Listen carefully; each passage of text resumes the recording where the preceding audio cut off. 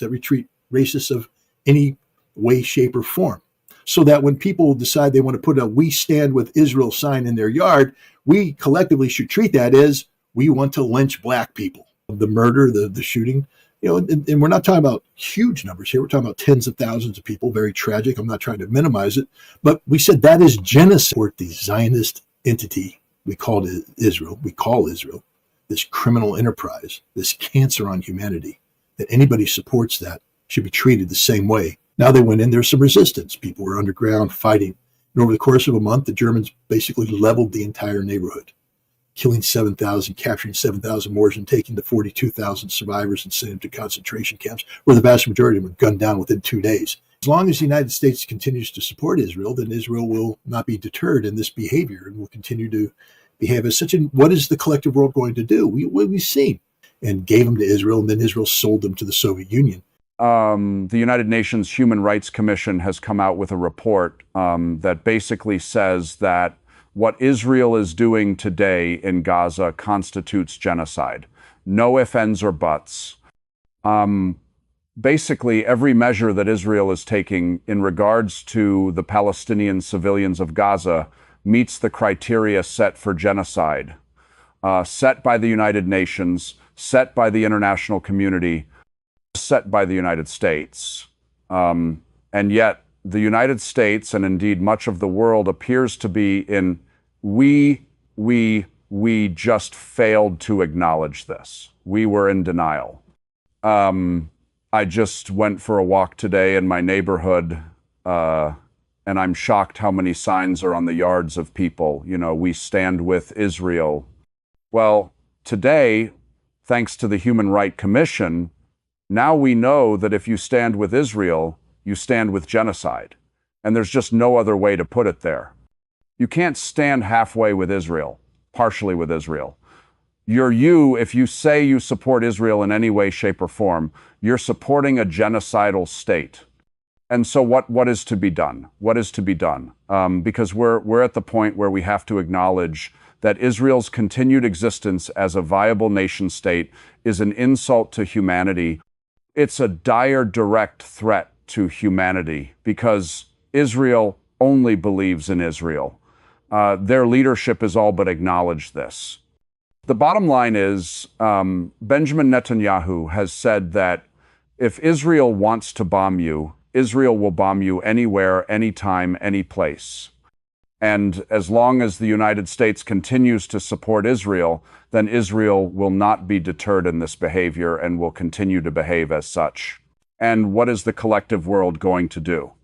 We've seen the Middle East, the Arab world, together with Iran, came together in a conference in Doha to talk about how to respond to the Israeli act of aggression against Qatar, a sovereign state, an ally of the United States.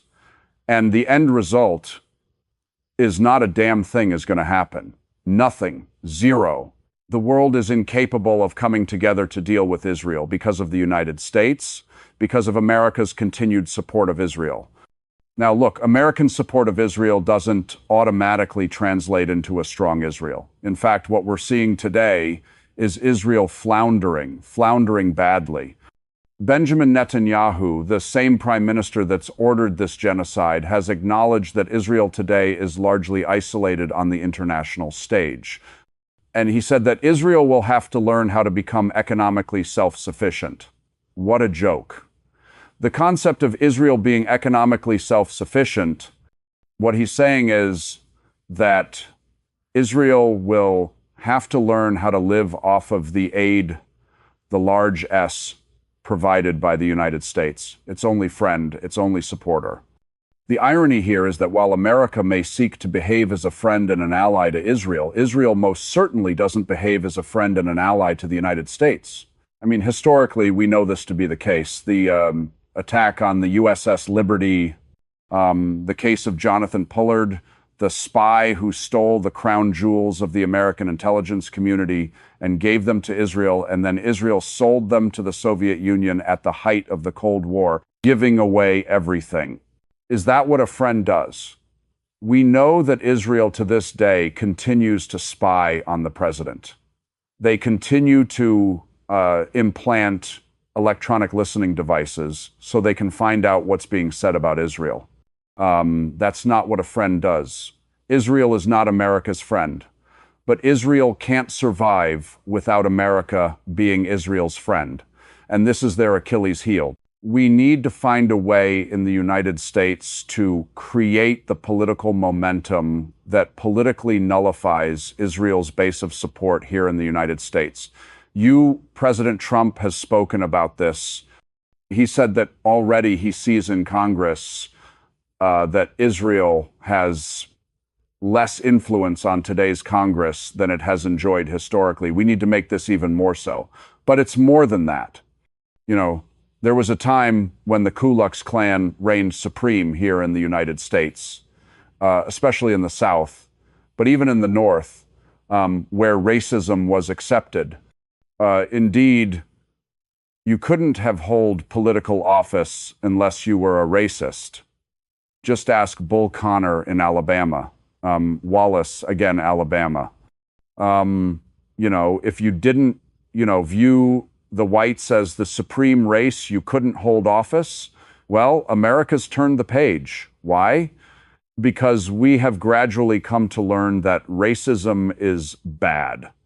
That when we have a constitution that speaks of all men being created equal, that means all men of all colors, of all ethnicities, of all religions, equal in the eyes of not just God, but of their fellow Americans. So today, if a member of the Ku Klux Klan goes to the center of a square, flies the stars and bars of the Confederacy, puts on his white robe and shouts, white supremacy, the vast majority of Americans are going to look at him with disgust. We're not going to rally around that cause because we recognize the evil nature of racism. That doesn't mean that racism doesn't exist. Of course it exists. It exists here in the United States. It's still a problem, but it's not mainstreamed the way it used to be because we have recognized the evil of racism. It is imperative that we start recognizing the evil of Zionism and equate Zionism to racism and treat Zionists with the same disgust that we treat members of the Ku Klux Klan, that we treat white supremacists, that we treat racists of any way, shape, or form, so that when people decide they want to put a "We Stand with Israel" sign in their yard, we collectively should treat that as we want to lynch black people because it's the equivalent. Because if you're saying we stand with Israel, you're saying we support the genocide, the ongoing genocide. That's no longer a debatable matter. The United Nations has determined that Israel is committing genocide. The United States has, established a precedent of what genocide is and what genocide isn't. First of all, the United States acknowledges that this is a political question. That's sort of funny, isn't it?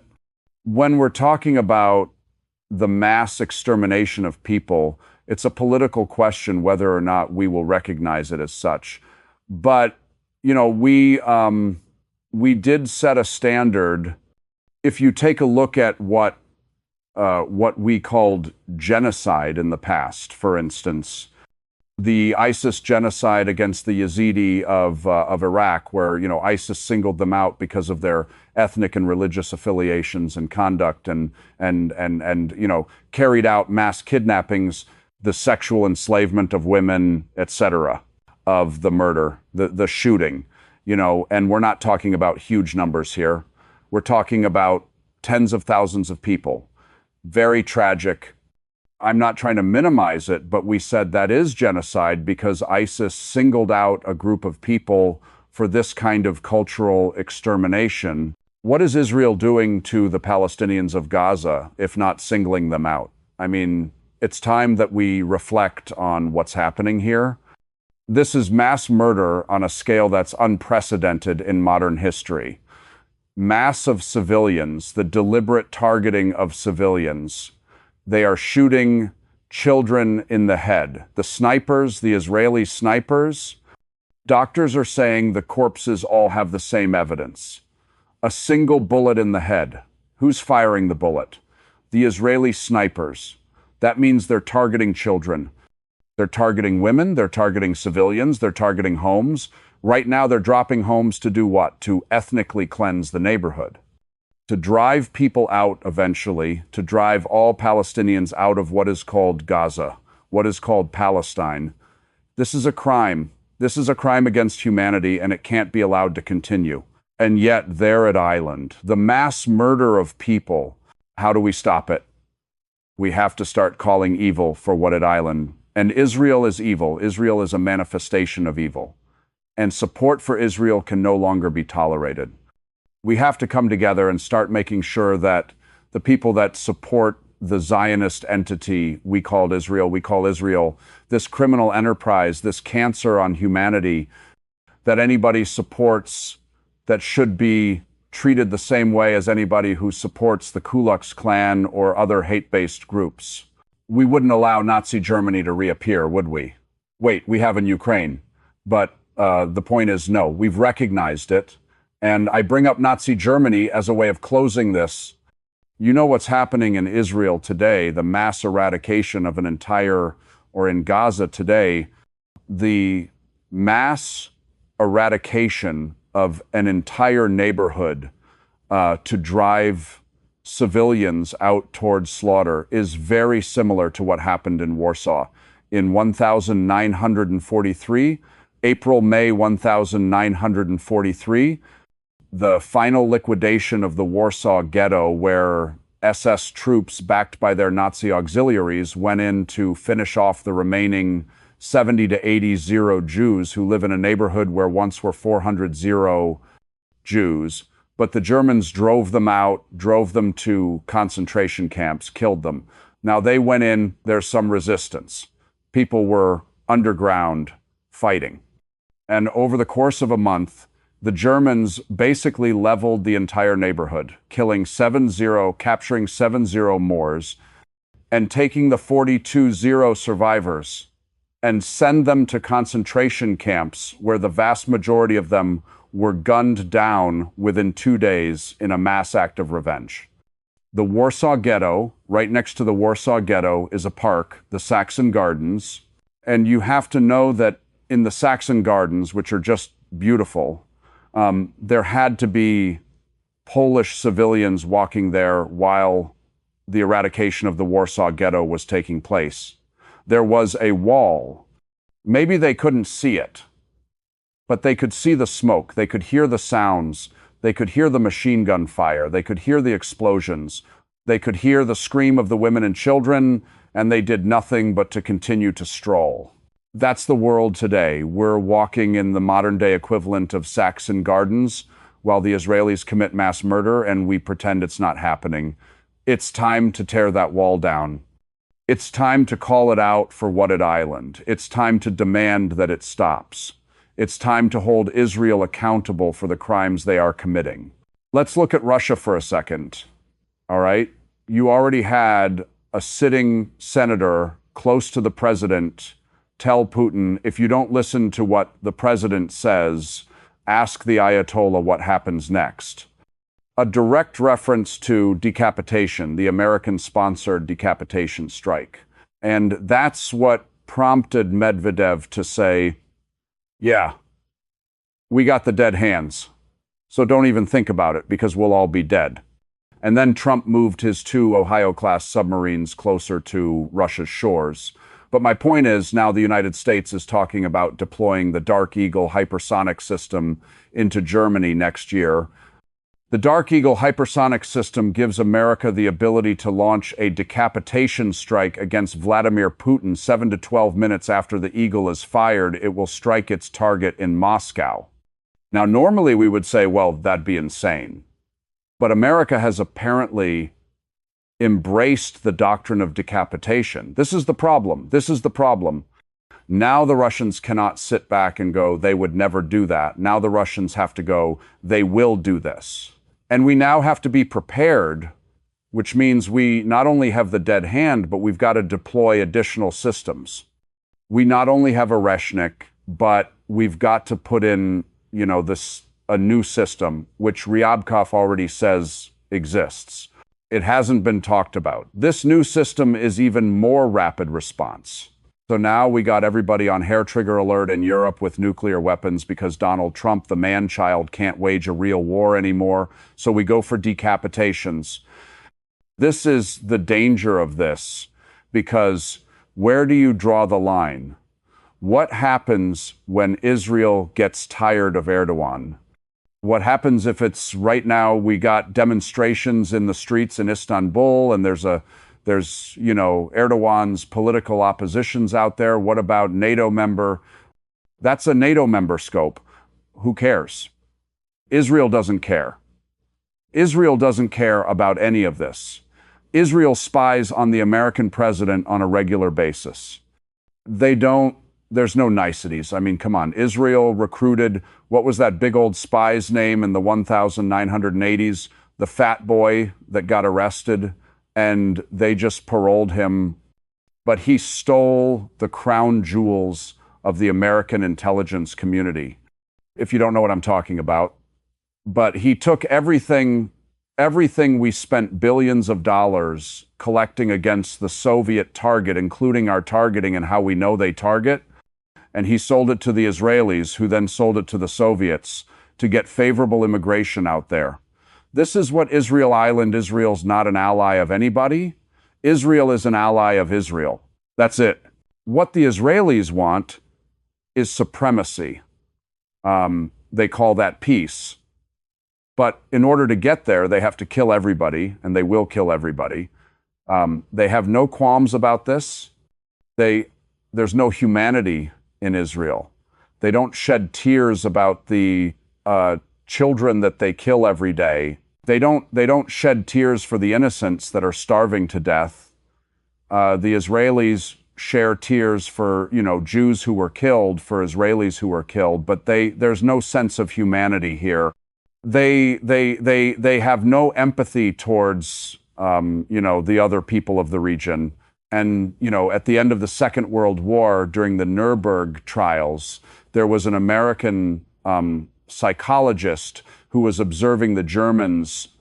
I guess the Americans got upset that one of the Nazis committed suicide before he could be brought to justice, and so they brought this guy in.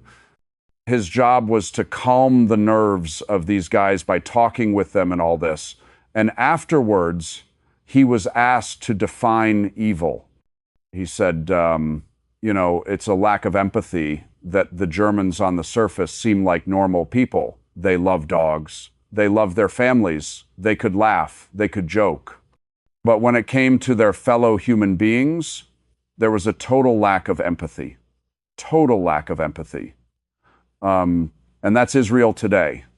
A total lack of empathy for the Palestinian people, for the Syrian people, for the Iranian people, for the Lebanese people, for the Qatari people, for anybody who's not a Jew. It seems that what has happened in Daa would somehow strengthen the position of Hezbollah in Lebanon, because they're trying to disarm Hezbollah and the negotiation and pressure going on there. How do you see the government in Lebanon and the pause their position in somehow disarming and putting pressure on Hezbollah? If there is no Hezbollah in Lebanon, who's going to defend Lebanon? Do they have any army, any replacement for Hezbollah or Israel? Let's assume we remove Hezbollah from the scene in Lebanon and Israel goes underground. Who's going to defend Lebanon? Not the Lebanese army. Lebanese army is long considered to be a faction of Christian and Sunni elites. Hezbollah exists because the Shia population of southern Lebanon have been neglected for so long by the Christian and Sunni elites that, have controlled, Lebanon politically and economically for decades. It was only after the Israeli invasion of southern Lebanon in the 1980s that the Shia were able to transform into a resistance movement. Initially, Amal was a big resistance to the Amal militia. But then the Party of God, Hezbollah, was created with significant Iranian support, and Hezbollah was able to actually defeat Israel I mean, people tend to forget that, but Hezbollah threw Israel out of southern Lebanon except for the Sheba arms. The thing that gives Hezbollah legitimacy isn't some notion that Hezbollah wants to destroy Israel or occupy Israel. All Hezbollah wants is for Israel to leave Lebanon. That's why there's a resistance. The moment Israel leaves Lebanon, then the then Hezbollah, I think, could begin to talk about a disarming, but rather than being a full disarmament, it would be the integration of Hezbollah into the armed forces of Lebanon, because Hezbollah is recognized as being the only entity capable of defending Lebanon against Israeli acts of violence. Even in this most recent conflict, while Israel was able to, drop bombs on Lebanon, Hezbollah leadership and on Hezbollah, storage facilities, maybe ballistic missile launch capabilities, etc., on the ground, whenever Israeli forces closed with Hezbollah ground forces, Hezbollah won, beat him back every time. The Israelis didn't win. Eventually, the Hezbollah leadership said, stand down and withdraw. But Israel didn't defeat Hezbollah on the ground. This is the reality. The only people who are going to defend southern Lebanon against Israel is Hezbollah. They'll either do it as a resistance movement or they'll do it as part of a, Lebanese armed forces structure. As a resistance movement, they'll exist until which time Israel leaves Lebanese soil. I think we just saw that both Hezbollah and Amal withdrew from the Lebanese government, at least during the consideration of the American proposed, disarmament talks.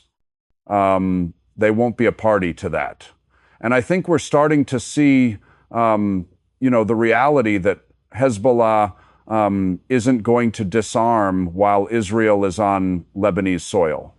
And there's not a damn thing the Lebanese government could do about it, because push comes to shove, Hezbollah can take down the Lebanese government tomorrow if they wanted to. They don't want to. They want to be part of this government. But the idea that Hezbollah is going to go away and just disappear because Israel wants them to is ludicrous. Has Hezbollah suffered setbacks? Absolutely. They have. I mean, this is not the Hezbollah of 2 years ago or 3 years ago, but Hezbollah still has the ability to defend Lebanese territory against the Israeli invader. And as history has shown, it wasn't the long-range missiles of Hezbollah that prompted Israel to leave southern Lebanon in defeat in 2000. It was Hezbollah's ground troops who relentlessly attacked the Israelis, never let up, showed superior tactics, showed courage in the face of fire. That's what defeated Israel, and that's what will defeat Israel again. Maybe Hezbollah won't be able to repeat what happened in 2006 with all of the rockets or, launch long-range strikes. But when it comes to on-the-ground resistance, the Israel can never match Hezbollah. And as Hamas has proven, a determined fighter operating on ground that they have prepared for battle is unbeatable. Israel can't defeat Hamas in Gaza, and Israel damn sure can't defeat Hezbollah in Lebanon. We've learned from the news that Britain has officially taken command of Ukrainian troops. Do you think that is the case, or they're just making things up and that's not happening in Ukraine? Because if that would be the case, it's a huge escalation on the part of Ukrainians to let Brits coming in and capturing everything. Well, I mean, the Brits are already, directing this fight through Ramstein and elsewhere. So I don't understand what it is people are saying is happening that hasn't already been happening. I don't think at the battalion level that the battalion commanders are British. I think they're Ukrainian. I think the brigade commanders are Ukrainian. I think the corps commanders are Ukrainian. I think the commander of the Ukrainian army is Ukrainian. I think there's British advisors that are attached to these different levels, and they provide advice, and and they're influential. But I don't believe that Ukraine has turned over, the tactical and operational responsibilities to the British. I think the British are there as strategic advisors, big picture advisors, but not as it's a proxy army. We know this. We know it's a proxy army. So I don't know what everybody's surprised about when it turns out that the Ukrainian army is responding to the directives, the strategic vision of the British. It's the British, after all, since 2023 that have taken the lead in advising the Ukrainian army. They're the ones who run the program, keep Ukraine in the fight. Yeah, there should be British officers there if that's the case. But the idea that, suddenly everybody's going to have a Sandhurst, accent and, and salute smartly like the Queen's Grenadiers. No, no. Yeah. I mean, structurally, of course, it's very complicated. First of all, Ukraine was a military that, consisted primarily of legacy Soviet equipment, modernized and upgraded. Now, what we've seen is that the West has been bringing in sort of a hodgepodge of Western gear, whether it be American Moni tanks, British, Challengers, the Leopards of Germany, AMX tanks coming out of France. Logistically, that's a nightmare to have that. Training-wise, it's problematic. But that's the reality of this multinational approach to sustaining this Ukrainian in conflict from a command and control standpoint. The British have taken charge of the fight now. They run Ramstein, and I believe they are the senior advisors when the Ukrainian army draws up its war plans. We saw that in Kursk, when the Ukrainian military went into Kursk. The Russians that were opposing them were saying, we're dealing with a whole different enemy here. We're dealing with an enemy that's has full satellite integration, real-time intelligence, AI-generated decision points, coming in, new weapons, new tactics, new everything. Then the Russians proceeded to kill everybody. But, that's a NATO-driven, British-dominated system. And I think you're seeing that play out through the rest of Ukraine.